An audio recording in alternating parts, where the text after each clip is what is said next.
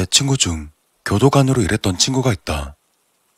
다만 평범한 간부로서 일한 것이 아닌 교도소 내부에서 재소자들의 상담이라든지 사회 복귀를 위한 상담 같은 것을 담당하고 있었다. 그렇기 때문에 그는 시간이 날 때마다 재소자들과 자주 이야기를 나누게 되었다. 주로 이야기는 그들이 지은 죄값에 대한 그들의 반성, 그리고 자수한 사람의 경우 자수를 하게 된 것에 관한 이야기였다. 그중 한 사람에게 들은 이야기가 너무나도 섬뜩해 시간이 흐른 낮까지 잊혀지지 않는다고 말하며 나에게 그 이야기를 들려주기 시작했다. 이야기 주인공의 이름은 민철이다. 물론 가명이지. 민철의 직업은 평범한 샐러리맨이었다. 하지만 현재 민철은 살인죄로 복역 중이다. 그가 죽인 사람은 그의 아내였다. 일단 죽이긴 했지만 살해한 뒤 뒤처리를 고민하던 민철은 자신의 집 냉장고에다 아내의 시체를 토막내 보관했다. 그리고 그는 토막난 시체를 조금씩 꺼내 살을 잘게 다졌고 뼈는 믹서로 갈아서 화장실에 흘려보냈다고 한다. 그 짓을 며칠 동안 반복하자 시체의 대다수를 없앨 수 있었다. 그러다 결국 머리만 남았다. 하지만 아무리 그래도 얼굴을 갈아버릴 용기가 없어 며칠 동안 머리만 냉장고 안에 그대로 넣어두었다는 것이다.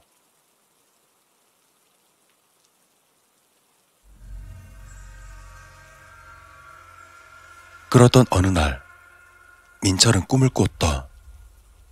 죽은 부인이 식탁에서 고개를 숙이고 앉아있다. 고개를 깊숙이 숙이고 있어 표정은 전혀 보이지 않는다. 하지만 테이블을 잡고 있는 손이 부들부들 좌우로 떨리고 있다. 그리고 점차 그 흔들림은 격해지더니 그녀의 손톱이 하나씩 떨어졌고 곧이어 손가락도 하나씩 떨어지기 시작했다. 아니, 떨어졌다는 표현보다 보이지 않는 무언가의 존재가 마치 그녀의 신체를 뜯는다는 표현이 더 어울리겠다. 그러다 결국 순식간에 팔꿈치까지 뜯어지더니 사라진 팔에서는 새빨간 피가 흩뿌려지고 뼈가 덜그럭대며 그녀가 앉아있는 식탁을 두드린다. 거기서 잠에 깨어난 민철.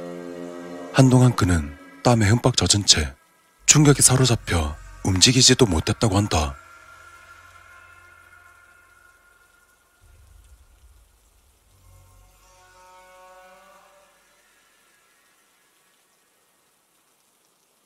그렇게 10분 정도 뒤 겨우 안정을 되찾고 거실로 향했다.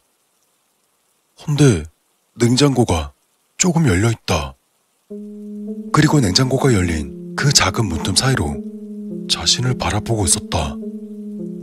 깜짝 놀란 민철은 얼른 냉장고를 닫고 냉장고의 문을 청테이프로 막았다. 이때까지만 해도 자수할 것까지는 생각하지 않았다고 한다.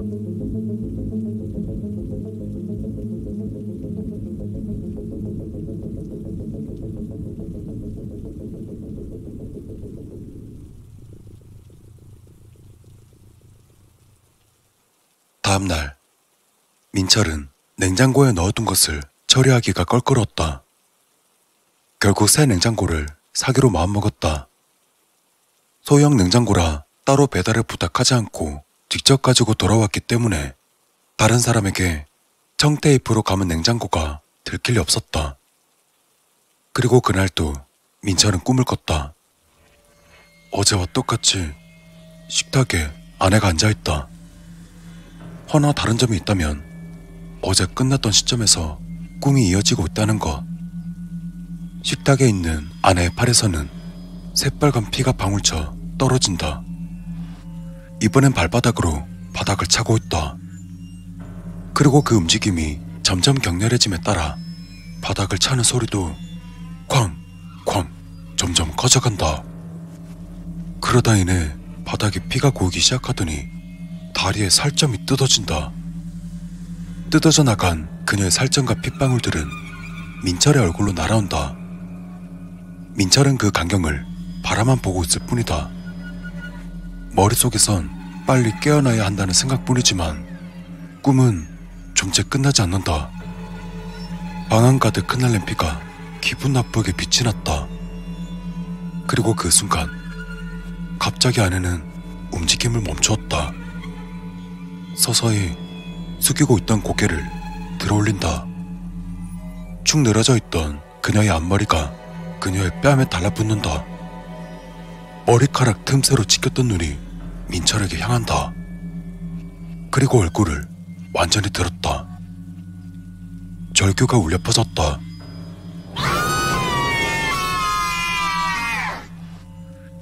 그리고 그 절규는 자신의 몸을 돌려달라고 소리치는 것 같았다.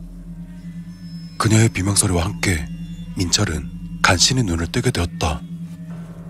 그리고 그는 이번에야말로 냉장고에 있는 저것을 즉시 처리하겠다는 각오를 다졌다. 민철은 침대에서 뛰쳐나와 냉장고로 향했다. 그리고 그 각오는 순식간에 사라졌다. 그토록 단단하게 붙여놨던 청테이프가 모두 끊어져 있다. 또 아내의 머리는 냉장고에서 굴러떨어져 거실 바닥에 나뒹굴고 있었다. 그 시선은 민철을 향해 고정되어 있었다. 그녀의 시선에서 결코 도망칠 수 없다고 생각한 민철은 그 길로 자수를 택했다고 한다.